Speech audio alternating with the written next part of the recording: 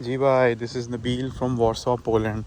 तो इस टाइम मैं मौजूद हूँ पोलैंड के कैपिटल सिटी वॉर्सो में। अच्छा, लेट 16 सेंचुरी में वॉर्सो जो है वो कैपिटल बना पोलैंड का। अच्छा, वर्ल्ड वॉर टू में वॉर्सो को काफ़ी डैमेज हुआ था और 1939 में नाज़ी जर्मनी ने ये सिटी पूरा ऑक्यूपाई कर लिया था और काफ़ी यहाँ पे लोगों ने ऑपरेशन और सफरिंग फेस की थी। लेकिन पोलिश जो लोग थे उन्होंने काफ़ी फ़ाइट बैक किया था during the world war two और काफ़ी ब्रेवरी के साथ ये नाज़ीज़ के साथ लड़े थे और इन्होंने अपनी आज़ादी के लिए काफ़ी जद्दोजहद की थी। अच्छा, फ़ाइट बैक जो इन्होंने किया था नाज़ीज़ के ख़िलाफ़, वो उसके बावजूद जो नुकसान था वो काफ़ी ज़्यादा इनको हुआ था। ठीक है, वर्ल्ड वॉर टू के बाद लाइक ऑलमोस्ट ये पूरा सिटी जो है ना ये डिस्ट्रॉय हो गया था और नॉट जस्ट वॉर्सो बट पूरा कंट्री जो है ना इनका वो ऑल टुगेदर उसको बहुत नुकसान हुआ था। तो फिर जब जंग ख़त्म हुई वर्ल्ड वॉर टू, तो एक इन्होंने काफ़ी एक एग्जेम्पलरी इसकी रिकन्स्ट्रक्शन स्टार्ट की। अच्छा, ये सिटी ओवर द टाइम काफ़ी फ्लरिश हुआ है और इसने काफ़ी ज़्यादा रेजिडेंट्स को अट्रैक्ट किया different parts of the world से। और अब इसकी जो इकनॉमिक एक्टिविटी है वो यूरोप में काफ़ी अच्छी कंसिडर की जाती है। तो ये एक यूरोप का मेन पॉइंट भी इसे कह सकते हैं आप। जिस तरह और बड़ी सिटीज़ हैं लाइक जर्मनी में बर्लिन है और इस तरह बेल्जियम में क्या उसका नाम है ब्रसल्स है और फ्रांस में पेरिस है। तो इस तरह वॉर्सो जो है उसकी भी इम्पोर्टेंस को किसी भी सूरत आप कम कंसिडर नहीं कर सकते। अगर हम फास्ट फॉरवर्ड करें प्रेजेंट में, तो आज जो है वॉर्सो वो एक बहुत वाइब्रेंट और मॉडर्न सिटी बन चुका है। और अगर आप इसकी स्ट्रीट्स एक्सप्लोर करें तो आप you will be captivated bye it's architectural diversity. और इस सिटी में आपको हिस्टोरिकल लैंडमार्क्स, इसका रॉयल कासल और डिफरेंट पैलेसेस, बिल्डिंग्स और मॉडर्न डिज़ाइन।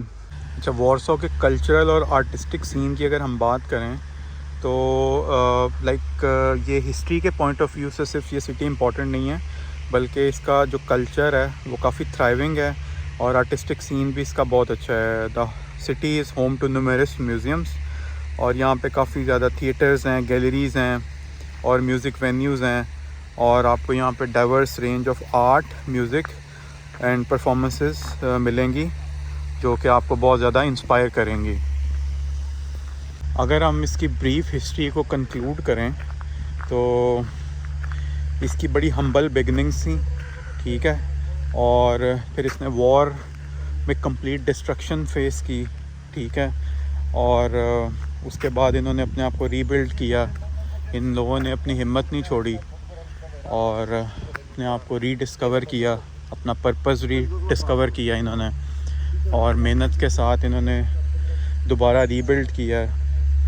और मैं आपको हाईली रेकमेंड करता हूँ कि if you are around Europe, अगर आपको यूरोप में आने का मौका मिले तो ये वॉर्सो में आप ज़रूर आएँ और यू विल गेट इंस्पायर्ड कि आज का जो मॉडर्न वॉर्सो है वो हिस्ट्री में अगर हम जाएं तो उससे बिल्कुल बदल चुका है और ये किसी भी तौर पे दूसरे किसी मॉडर्न सिटी से कम नहीं है। लाइक पेरिस और बर्लिन और डिफरेंट जो यूरोपियन डेस्टिनेशंस हैं फेमस, ये उससे किसी भी तौर पे कम नहीं है।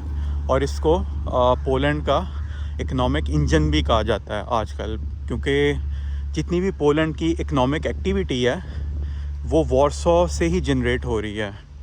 So because it's a metropolitan city now, तो यहाँ पे बहुत ज़्यादा ऑफिसेज हैं, डिफरेंट मल्टीनेशनल कंपनीज़ हैं, लोग यहाँ पे इन्वेस्ट करते हैं, यहाँ पे बिज़नेस में लोग बहुत ज़्यादा इन्वेस्ट कर रहे हैं, जिसकी वजह से जो इकोनॉमिक एक्टिविटी है वो यहाँ पे दूसरे किसी पोलैंड के सिटी से सबसे ज़्यादा है यहाँ पे। अच्छा, अगर हम यहाँ पे लैंग्वेज की बात करें तो जो पोलैंड की लैंग्वेज है ऑफिशियल वो पोलिश है, जो कि इटसेल्फ एक बहुत मुश्किल ज़ुबान है।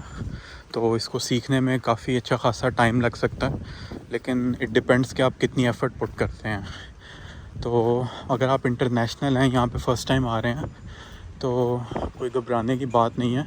यहाँ पे जो यंग लोग हैं वो इंग्लिश भी बोलते हैं, बट लेकिन अगर आप एक्सपेक्ट करें कि ओल्ड जनरेशन जो है वो इंग्लिश बोले तो वो इंसाफ वाली बात नहीं होगी फिर, क्योंकि यहाँ पे जो थोड़े से मिडिल एज के और जो ओल्डर लोग हैं वो ओल्ड एज ग्रुप में जो आते हैं वो पोलिश ही बोलते हैं या रशियन बोलते हैं, वो इंग्लिश बिल्कुल नहीं बोलते।